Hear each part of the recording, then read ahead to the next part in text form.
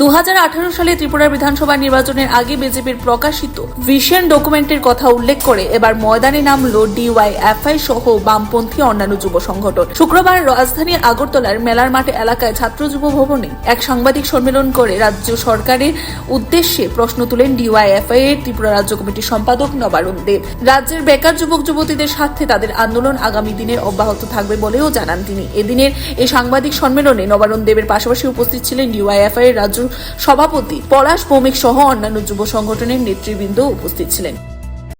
আমরা মাননীয় মুখ্যমন্ত্রীকে জিজ্ঞেস করতে চাই যে রাজ্যের বামফ্রন্ট সরকার ছিল 35 বছর, মাঝখানে 5 বছর বাদ, একটা ইনসিডেন্ট যে এ রাজ্যের 92,000 চাকরি হয়েছে বামফ্রন্ট সরকারের সময়, একটা ইনসিডেন্ট যে রাজ্যের বেকাররা চাকরি চাইতে গিয়ে মুখ্যমন্ত্রীর বাড়ির সামনে পুলিশের লাঠিপেটা খেয়েছেন বা কেস খেয়েছেন, একটা ইনসিডেন্ট।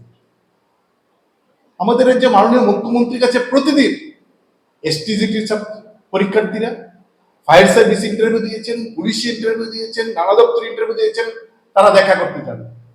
একদিন মাননীয় মুখ্যমন্ত্রী তাদের সঙ্গে দেখা করেছেন। সমস্যা কি? তারা তো আমাদের রাজ্যের ছেলে মেয়ে, তারা চাকরি প্রার্থী, তারা শিক্ষিত, তারা উগ্রবাদী না। তাদের সঙ্গে মাননীয় মুখ্যমন্ত্রী কেন দেখা করতে চান না? কেন একদিন তাদের সঙ্গে কথা বলেননি? কেন তারা যাওয়ার পর পুলিশ তাদের ধমকায়, তাদের উপর লাঠিচার্জ করে, পুলিশ তাদের কেন মামলার ভয় দেখায়? তার আগে তো বামফ্রন্ট সরকার ছিল। বামফ্রন্ট সরকারের সময় মন্ত্রীর বাড়িতে দাবি করতে গিয়ে একটা ইনসিডেন্ট আছে যে পুলিশ লাঠিচার্জ করেছেন, পুলিশ মামলা খেয়েছেন মন্ত্রীর বাড়িতে গিয়ে দাবি জানাতে গিয়ে। আমরা বলছি না, এরকম একটা ইনসিডেন্ট নেই। তাহলে কেন প্রায় প্রতিদিন মুখ্যমন্ত্রীর কাছে কর্মপ্রার্থীরা যাচ্ছেন দেখা করতে গিয়ে পুলিশের লাঠি খাচ্ছেন, নয়তো মামলা খাচ্ছেন? আমরা এই বিষয়টার স্পষ্টীকরণ চাই।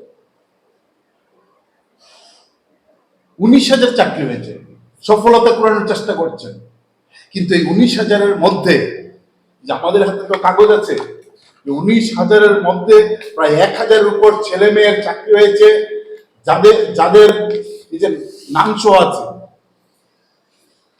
যারা আমাদের রাজ্যের না। গ্রুপ বি গ্রুপ সি একটা জায়গায় তিনি বলছেন আগে নাকি এই যে অফার দেওয়া তো পার্টি অফিস থেকে। আমরা তো সম্মানের সঙ্গে বিনম্র ভাবে মাননীয় মুখ্যমন্ত্রীকে আমরা জিজ্ঞেস করতে চাই যে মাননীয় মুখ্যমন্ত্রী তো সরকারি চাকরি করতেন, মাননীয় মুখ্যমন্ত্রীর অফারটা কোন দপ্তর, কোন পার্টি অফিস থেকে নিয়েছিলেন? আমরা দয়া করে জিজ্ঞেস করতে চাই, কোন দপ্তর থেকে মাননীয় মুখ্যমন্ত্রী চাকরির অফারটা নিয়েছেন? কোন পার্টি অফিস থেকে? আমরা সবার কথা বলছি না, তাদের দলে রাজ্যের মুখপত্র যিনি সম্মানিত সুব্রত চক্রবর্তী মহোদয়, তিনি এখনো চাকরি করেন, শিক্ষক। তিনি তো দলের সবটা বিষয় মানুষের সামনে তুলে ধরেন বিজেপির পক্ষে।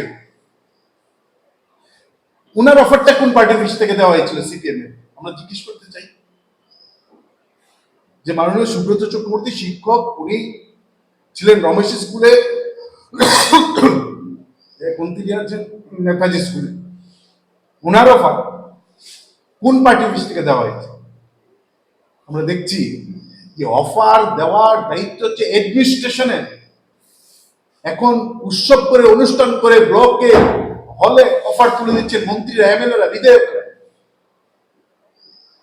তার আইনি বৈধতা নিয়ে আমরা খোঁজখবর করছি, কিন্তু এই কাজ কি মন্ত্রী বিধায়কের?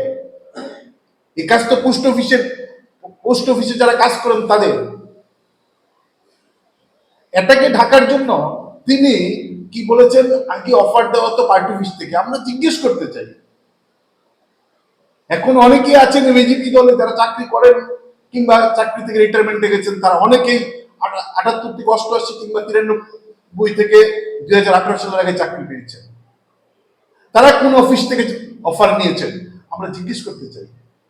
নাকি এই যে অন্যায়ভাবে হলে মন্ত্রী বিধায়কের উপস্থিত থেকে অন্যায়ভাবে যে অফার রাজনৈতিক দৃষ্টিকোণ থেকে তুলে দেওয়ার চেষ্টা করছে, রাজনৈতিক স্বার্থ চরিতার্থ করার চেষ্টা করছে, সেটাকে ঢাকার জন্য এই মিথ্যাচার মাননীয় মুখ্যমন্ত্রী করেছেন। তার স্পষ্ট উত্তর হয় মাননীয় মুখ্যমন্ত্রী নয়তো বিজেপির প্রদেশ থেকে এই তার স্পষ্ট উত্তর তারা প্রমাণ সহ দেবেন। আমরা আশা করি বিজেপির প্রদেশ যিনি মুখ্যপত্র তিনি প্রমাণ সহ এই কথাগুলোর উত্তর তারা দেবেন। Siri TV, channel for news and entertainment.